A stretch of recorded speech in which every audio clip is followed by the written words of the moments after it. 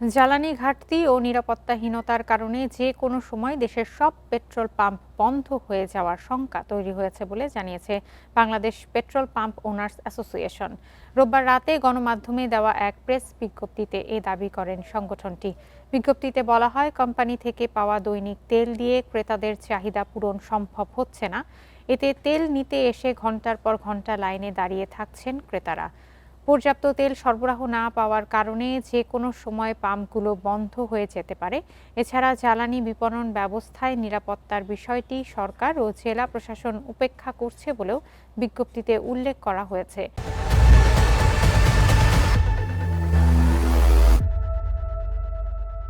প্রশাসনের নির্দেশনা মেনে তেল বিক্রি করছে পাম্পগুলো, কিন্তু অনেকে দৈনিক একাধিকবার তেল নিতে আসছেন। অ্যাসোসিয়েশনের দাবি, ডিপো থেকে তেল পরিবহনের সময়ও নিরাপত্তা ঝুঁকি রয়েছে। ট্যাঙ্কগুলোর পথে লুট হওয়ার আশঙ্কা দেখা দিয়েছে।